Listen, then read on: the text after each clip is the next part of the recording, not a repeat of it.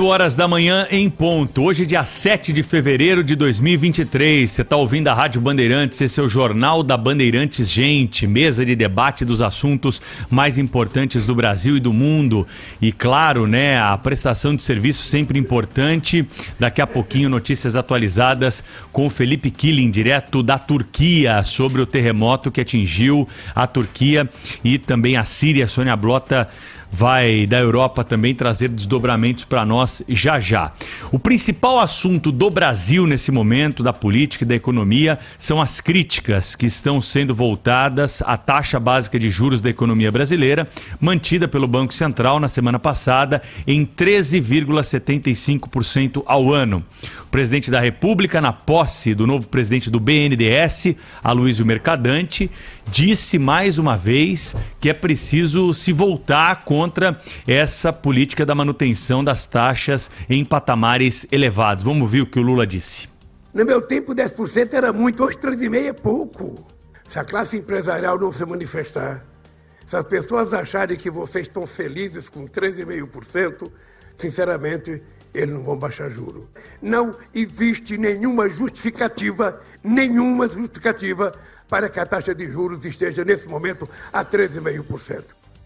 Num tom um pouco menos elevado, o vice-presidente da República, Geraldo Alckmin, também falou sobre o assunto. Daqui a pouquinho a Juliana Rosa vai estar com a gente. A Juliana Rosa, jornalista especializada em economia do Grupo Bandeirantes de Comunicação, que falou conosco, que falou com exclusividade com o vice-governador ontem no evento do Band News TV, vice-presidente da República, e vai trazer para a gente desdobramentos dessa entrevista exclusiva. Também o ministro da Fazenda, Fernando Haddad, tocou nesse assunto ontem. Mais tarde, a presidente do PT, Gleisi Hoffmann, veio falar sobre juros. Então, é uma articulação política que há nesse momento para pressionar o Banco Central. E por que está acontecendo isso? Porque o Campos Neto, presidente do Banco Central, é o único vivo do governo Bolsonaro.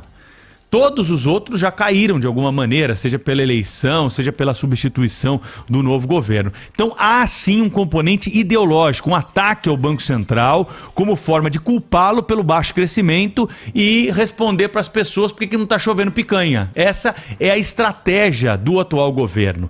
Não devemos esquecer, é claro que há um jogo de narrativas e versões dos dois lados, né?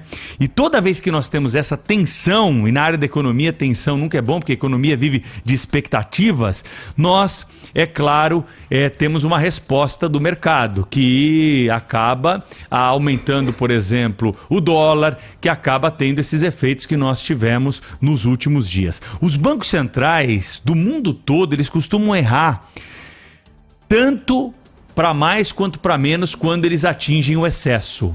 Há economistas que criticavam a taxa básica de juros em 2% durante muito tempo, né? Durante um período muito prolongado.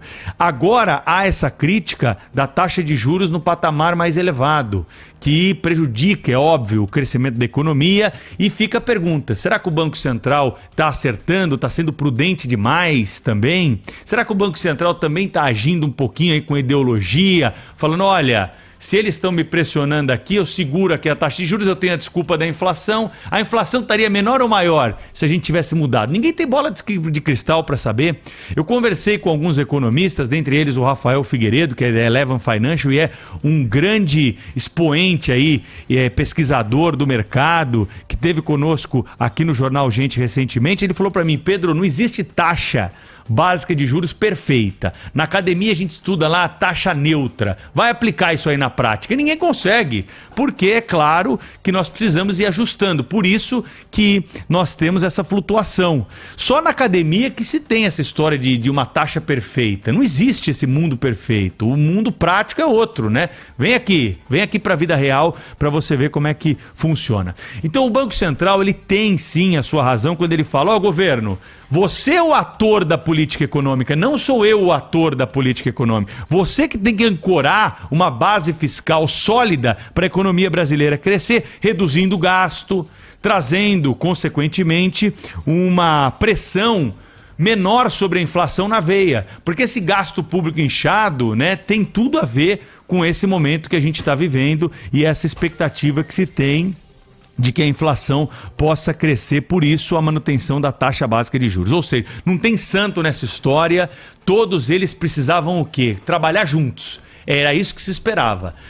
Tendo mandato, não tendo mandato no Banco Central, a gente espera que eles trabalhem juntos. Porque se um trabalhar contra o outro e com contaminação política, quem vai pagar o pato somos todos nós. São os empresários, são os empregados, com o emprego, com o crescimento da economia, com todos esses fatores que não estão sendo impulsionados. Então é por isso, por trás de tudo isso, que nós estamos tendo essa celeuma, mas reparem, né, nessa cronologia. Presidente Lula falando, vice-presidente falando, ministro da Fazenda falando, presidente do PT falando. O único sóbrio nessa história, nas declarações, foi o senador Jacques Wagner, que falou, ó, peraí, para com essa ideia besta aí de querer tirar o presidente do Banco Central do seu mandato, porque ele não conseguiu cumprir as metas de inflação por ineficiência. Aí é uma ruptura que pode causar um problema ainda maior. Se quer acabar com o mandato do presidente do Banco Central, vamos discutir lá, na Casa do Povo, no Congresso Nacional.